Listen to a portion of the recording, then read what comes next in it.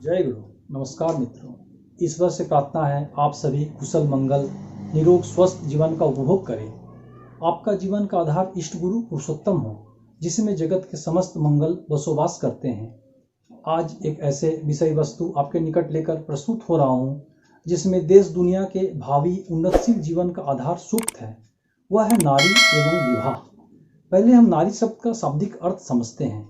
श्री ठाकुर जी के दृष्टिकोण से नार शब्द का अर्थ है पालन पोषण करना। नार शब्द से ही नारी की व्युत्पत्ति है। नारी त्याग तपस्या प्रेम की साक्षात प्रतिमूर्ति है। घर परिवार समाज राष्ट्र के निर्माण का आधार है। नारी हमेशा से वंदिता रही है। शास्त्रों में यहाँ तक कहा गया है, यत्र नार्यस्तु पूज्यन्ते रमन्ते तत्र देवता।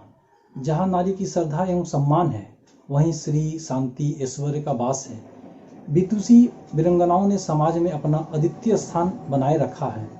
आज युग परिवर्तन के साथ ही नारी में भी बदलाव आया है, विकृति बढ़ी है। समाज ने समय के साथ विभिन्न रूपों में नारी को देखा है, परंतु वर्तमान दौर में कुछ अपवादों को छोड़कर नारी निम्नता के चरम को स्पर्श कर चुकी है, जिसमें दृष्टि निर्मल स्वच्छ रखना किसी कठिन चुनौती से कम नहीं है। यहाँ जरूरत पड़ती है जीवन में जीवंत आदर्श सदगुरु पुरुषोत्तम की भूमिका की, जिसमें मानव में सच्चे मानवता की नींव पड़ती है। वे सिखाते हैं और चलन के माध्यम से दिखाते हैं नारी के प्रति उन्हें देखने की नजरिया। चलन विहीन चरण पूजा बंध्या पूजा जान, आदर्श में अटूट चलन बढ़ना तेरी वही मान। युग पुरुषोत्तम श्री ठाकुर अनुकूल चंद जी सत्यांशुन ग्रंथ में लिखते हैं, कामनी शब्द से काम हटा देने से ही ये माँ हो पड़ती है। विष अमृत हो जाता है और माँ माँ ही है, कामनी नहीं। माँ शब्द के अंत में गी जोड़कर सोचने से ही सर्वनाश। सावधान, माँ को मागी सोचना मरो। प्रत्येक की माँ ही है जगत जननी। प्रत्येक नारी ही अपनी माँ का विभिन्न रूप, इस प्रकार सोचना चाहिए। हर नारी जो बेटी बहन पत्नी एवं माँ के विभिन्न रूपों में समाज संचालन करती है, उसके लिए कुछ वैशिष्ट है जो आवश्यक एवं पालनीय है। नारी की विशेष स्थिति है, सभी ने उसका सम्मान किया है।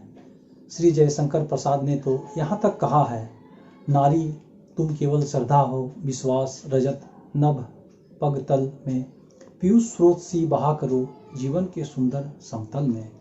जीवन में नारी बेटी पत्नी एवं माँ के मुख्य 3 रूपों में अपनी अहम भूमिका का निर्वाह करती है।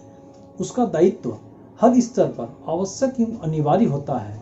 उसे हर समय चौकस एवं हर तरफ नजर रखनी चाहिए। नारी यदि हर दिशा में नजर नहीं रखती तो अच्छी माँ नहीं हो सकती है, क्योंकि नारी पति एवं पुत्र के जीवन की मालिक होती है। श्री ठाकुर अनुकूल चंद जी आलोचना प्रसंग में कहते हैं, किसी समाज की उन्नति उसकी स्त्रियों के चौकस दक्ष एवं आचरणशील गुण पर निर्भर करता है। ठाकुर जी ने माता पुत्र के संदर्भ में अपने मुखराबिंद से स्वयं कहा है, mother is cradle of life, peace happiness and sweet slumber of the child with the inductive flowing good of paternal existential flowing good of paternal existential wealth discovering intelligence and also a measure of personality the message। नारी स्वयं अनेक तरह के कष्टों को झेलकर यथासंभव सब कुछ अर्पण कर घर समाज परिवार का पोषण करती है। आत्म संयम की जीता जागता स्वरूप नारी लक्ष्मी की साक्षात मूर्ति है। नारी पुरुष के वैशिष्ट के मूल के संबंध में श्री ठाकुर जी ने अपने श्रीमुख से कहा है, समुद्र की उद्वेलित अवस्था को पुरुष समझो और अनुद्वेलित अवस्था को नारी। अनुद्वेलित अवस्था ही उद्वेलित अवस्था का आधार है। प्रकृति मानव पुरुष का विश्राम क्षेत्र है। नारी पुरुष का पोषक होती है और पुरुष नारी का परिपूरक, दोनों मिलकर एक है। नारी पुरुष की सत्ता का अंश है, इसलिए मनोवृत्त्यानुसारिणी स्त्री की बातें कहने से यही पता चलेगा कि स्वामी मानो स्त्री की सत्ता है। पुरुष नारी के गहरे संबंध को अनेक व्यक्ति समझते नहीं, इसलिए एक दूसरे को तथाकथित भोग की सामग्री समझते हैं। किंतु प्रकृत दाम्पत्य मिलन और प्रणय जहाँ ठीक है, वहाँ वही लक्ष्मी, नारायण, शिव, दुर्गा का आविर्भाव होता है। सृष्टि के उद्देश्य की पूर्ति के लिए पुरुष और नारी अपनी अपनी स्वाभाविक विशेषता के साथ एक दूसरे से मिलते हैं। पुरुष स्थाणु स्थिर स्वभाव का होता है और नारी चलिष्णु अर्थात चलिष्णु स्वभाव की होती है। जब उन दोनों का मिलन होता है तब पुरुष का सुख दुख उसकी संतुष्टि और पुष्टि ही नारी का सुख दुख उसकी संतुष्टि और पुष्टि होती है। ऐसी अवस्था में नारी पुरुष का अवलंबन कर अपने चंचल जीवन स्थिर केंद्र खोज पाती है। इसलिए पुरुष का आश्रय करके ही उसकी चलिष्णुता सार्थक हो उठती है। अतएव नारी का इस पुरुष को, जो उसकी चलिष्णु प्रकृति की सार्थकता का केंद्र है, संवर्धन करने की प्रवृत्ति और पुरुष का नारी से इस प्रकार संवर्धित होने की प्रवृत्ति के समाधान की आवश्यकता से ही विवाह की सृष्टि हुई है।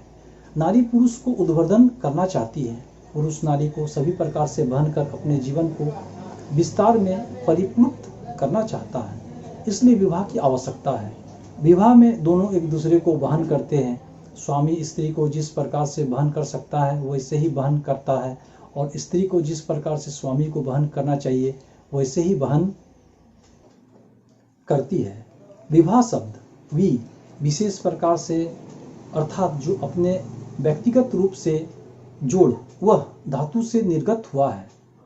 वह धातु का अर्थ है वहन करना, कैरी करना, जीवन और वृद्धि की दिशा में। अतएव विवाह का अर्थ है विशेष प्रकार से जीवन को वृद्धि की दिशा में वहन करना। The contact says Sri Sisi Thakur that makes a compatible unison is the natural marriage properties of existence। अर्थात संपर्क जो सुसंगत मिलन स्थापित करता है वह स्वाभाविक विवाह है जो जीवन के लिए शुभ और अनुकूल है। विवाह में बहन के लिए पुरुष की अपेक्षा नारी का दायित्व एवं आवश्यकता अधिक है, क्योंकि शारीरिक एवं मानसिक दृष्टि से विवाह नारी के लिए अधिक आवश्यक है। नारी का स्वभाव लता के समान है। किसी उपयुक्त वृक्ष के अवलंबन के बिना वह स्वयं बढ़ नहीं सकती है और सुगंधित फूलों से स्वयं सुसज्जित होकर अपने चारों ओर सुगंध प्रसारित नहीं कर सकती है। उसी प्रकार नारी का चलिष्णु स्वभाव स्थास्नु पुरुष का अवलंबन कर ही विकसित होता है। परम उदासीन बहिर्मुख पुरुष की सेवा, साहचर्य और प्रेम से तृप्त कर अपने बसेरे को नारी ही मूर्त करती है। अतएव नारी को स्वस्थ तृप्त रहकर जीवन पथ पर अग्रसर होकर चलने के लिए ही आर्य ऋषि ने विवाह के ही नारी का श्रेष्ठ संस्कार कहा है। इसलिए शैशव अवस्था से ही नारियों की शिक्षा और संस्कार ऐसा होना उचित है जिससे वे महासती उमा के समान महायोगी महेश्वर का ध्यान भंग कर उनके प्रसाद स्वरूप गणपति, कार्तिकेय, लक्ष्मी और सरस्वती को अपनी गोद में पाकर नारी जीवन कृतार्थ कर। स्वामी के प्रति श्रद्धा से ही उच्च कोटि की संतान की जननी बनती है माता। श्री ठाकुर जी के शब्दों में ही माँ शब्द का अर्थ ही है परिमापन करना। स्वामी का परिमाप ही अच्छे संतान को धरा पर उतार लाता है। पति में देवभाव आरोपित कर ही माता कयाधु ने हिरण्यकशिपु दैत्य से भक्त प्रहलाद पाई। कुंती द्वारा पांडु में देवभाव आरोपित कर पंच पांडव हुए। यह जन्म का विज्ञान है। अतः दाम्पत्य जीवन में आदर्श की प्रयोजनीयता अत्यंत आवश्यक है, जो सीमेंट का कार्य कर दोनों को आत्मीय रूप से जोड़कर उत्थान की ओर ले जाता है। श्री ठाकुर जी वाणी में कहते हैं, man should run after the ideal to enthrone him with the throne of glory, but women after the man. अर्थात पुरुष अपने आदर्श को विजय के गौरव से प्रतिष्ठित करने के लिए उनका अनुसरण करे, लेकिन नारी अपने पुरुष का अनुसरण करते हुए ऐसा करे। वंदे पुरुषोत्तम। फिर मिलते हैं अगले भाग में, जिसका विषय वस्तु है पुरुष और नारी में पार्थक्य क्या है। धन्यवाद मित्रों।